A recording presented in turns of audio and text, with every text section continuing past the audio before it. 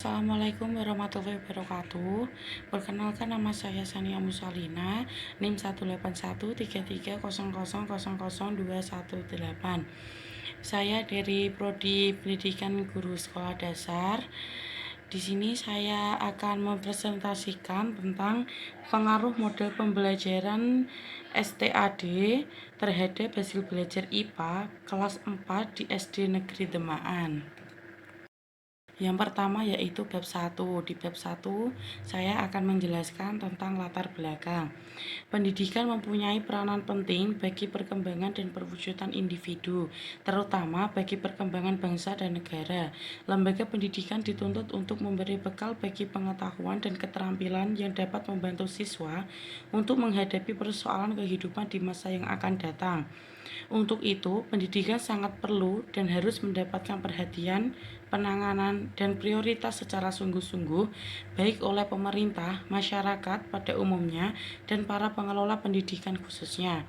Pemilihan suatu model pembelajaran tentu harus disesuaikan dengan tujuan pembelajaran dan sifat materi yang akan menjadi objek pembelajaran. Berdasarkan hasil pengamatan yang dilakukan di SD Negeri Demaan, bahwa hasil belajar siswa kelas 4 tergolong rendah disebabkan penggunaan model yang diterapkan guru dalam proses pembelajaran monoton, yaitu pembelajaran konvensional, kurangnya kreativitas guru dalam menggunakan model pembelajaran, dan membosankan, sehingga mengakibatkan rendahnya hasil belajar siswa dan kurang berminatnya siswa dalam mengikuti pembelajaran IPA. Yang selanjutnya yaitu rumusan masalah. Rumusan masalahnya yaitu, adakah pengaruh metode pembelajaran STAD terhadap hasil belajar siswa pada pembelajaran IPA?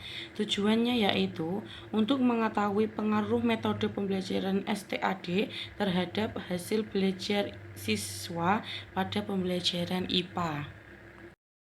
Memasuki bab 2 yaitu kajian pustaka. Yang pertama, kajian teoritis. Yang satu, pengertian belajar. Menurut Gegni, menyatakan belajar adalah perubahan disposisi atau kemampuan yang dicapai seseorang melalui aktivitas. Perubahan di posisi tersebut bukan diperoleh langsung dari proses pertumbuhan seseorang secara ilmiah. Kegiatan belajar mengajar yang dilakukan diarahkan untuk mencapai tujuan tertentu yang telah dirumuskan sebelum pengajaran dilakukan. Yang kedua, pengertian hasil belajar. Menurut Bloom, hasil belajar mencakup kemampuan kognitif, afektif, dan psikomotorik. Domain kognitif adalah knowledge atau pengetahuan, ingatan. Comprehension, pemahaman, menjelaskan, meringkas, contoh. Application, menerapkan. Analisis, menguraikan, menentukan hubungan. Sintesis, mengorganisasikan, merencanakan, membentuk bangunan baru. Dan evaluation, menilai. Domain efektif adalah receiving atau sikap menerima, responding, memberikan respons, valuing, nilai, organization, organisasi, characterization, karakterisasi. Domain psikomotor meliputi intatory, pre-routine, dan routinis.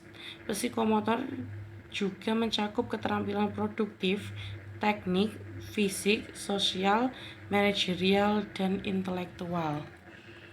Yang selanjutnya yaitu pengertian model pembelajaran STAD. Menurut Erma Suherman, STAD merupakan pembelajaran kooperatif dalam suatu kelompok kecil siswa yang bekerja sebagai central team untuk menyelesaikan masalah, menyelesaikan suatu tugas, atau mengerjakan sesuatu untuk mencapai tujuan bersama lainnya. Selanjutnya, menurut Pradio Wijayanti, STAD adalah salah satu tipe model pembelajaran kooperatif yang terdiri dari kelompok belajar heterogen beranggotakan 4-5 orang siswa, dan setiap siswa saling bekerja sama, berdiskusi dalam menyelesaikan tugas dan memahami bahan pelajaran yang diberikan. Yang keempat, pengertian pembelajaran IPA. Hakikat pembelajaran IPA atau sains yang didefinisikan sebagai ilmu tentang alam dan merupakan mata pelajaran yang mengkoordinasi berbagai disiplin ilmu sublintas, mata pelajaran seperti biologi, fisika, kimia, geologi, dan antariksa. Sementara itu, pembelajaran IPA di SD berfungsi sebagai alat pengembangan diri peserta didik dalam berbagai kompetensi yang meliputi kepribadian, ilmu pengetahuan, teknologi, kreatif, dan kecakapan hidup. Yang selanjutnya yaitu B. Penelitian relevan.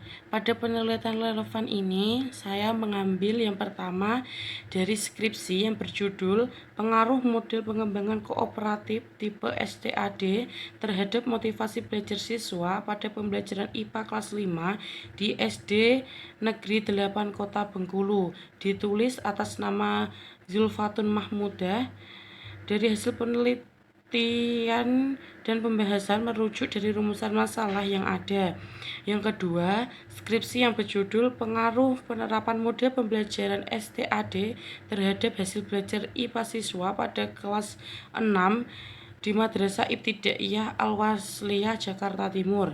Yang ketiga, Sudiarpa Ndara Tanggurendra Niwirati dalam penelitian yang mengkaji pengaruh model pembelajaran kooperatif tipe STAD terhadap hasil belajar IPA kelas 4 di SD Negeri 3 Songan. Yang keempat, Rosalia Marcelina Olinan dan Sigit Sujatmiko dalam penelitiannya yang mengkaji pengaruh STAD terhadap hasil belajar ditinjau dari motivasi belajar siswa. Yang selanjutnya yaitu C. Kerangka berpikir. Nampaknya perlu ada perubahan paradigma dalam menelaah proses belajar siswa dan interaksi antara guru.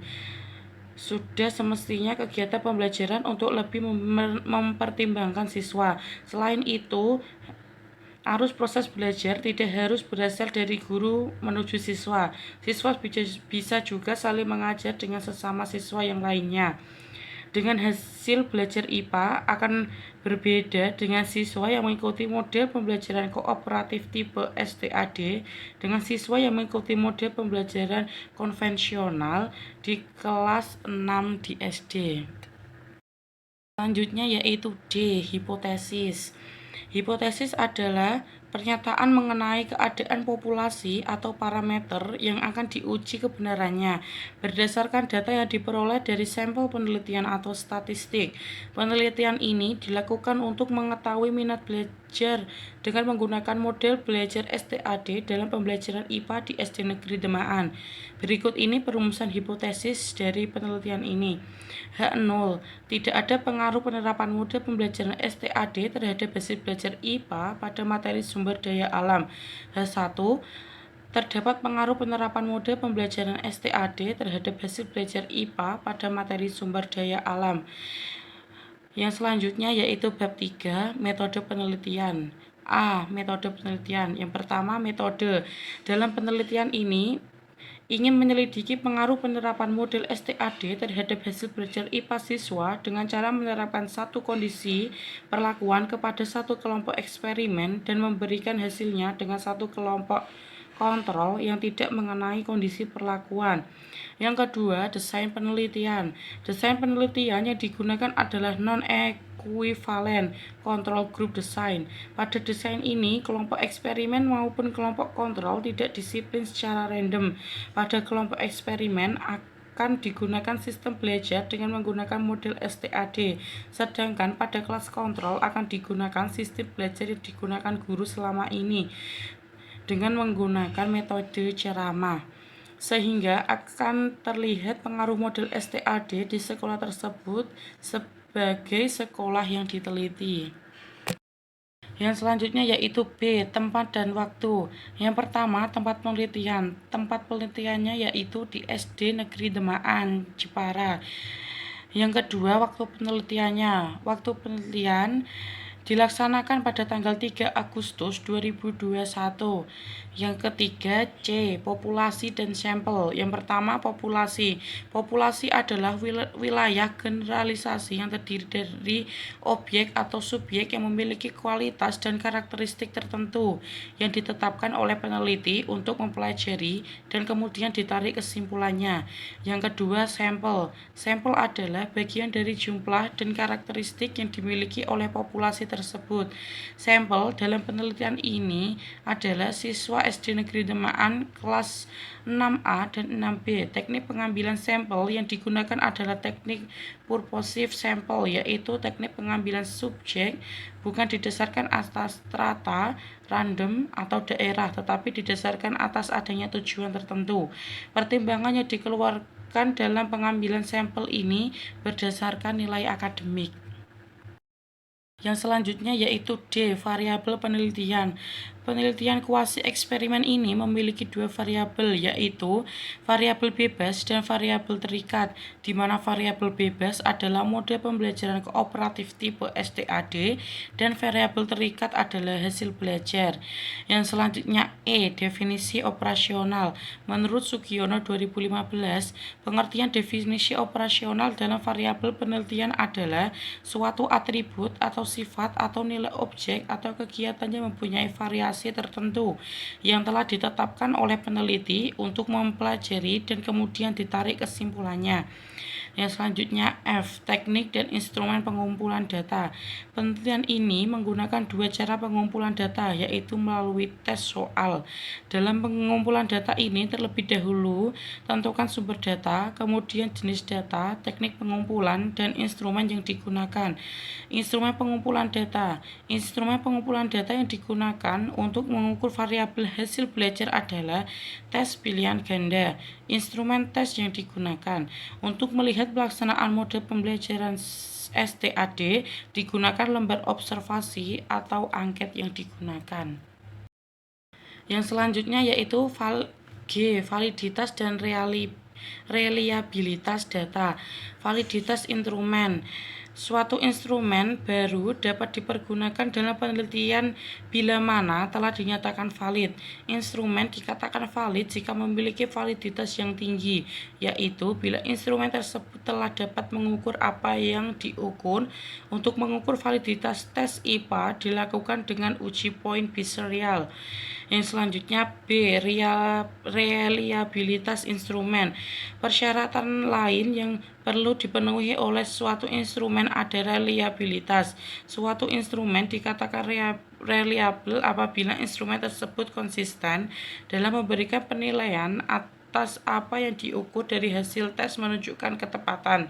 Dengan kata lain, jika hasil penelitian yang diberikan oleh instrumen tersebut konsisten, memberikan jaminan bahwa instrumen tersebut dapat dipercaya. Dan jika kepada siswa diberikan tes yang sama pada waktu yang berlainan, maka setiap siswa akan tetap berada dalam urutan rangkaian yang sama dalam kelompoknya. Yang selanjutnya yaitu H. Teknik analisis data. Karena terdapat dua buah data yang berbeda, yaitu data yang diperoleh dari instrumen tes dan data dari instrumen non-tes, maka terdapat pula dua buah teknik analisis data. Data yang diberikan dari instrumen tes akan dianalisis untuk menguji hipotesis.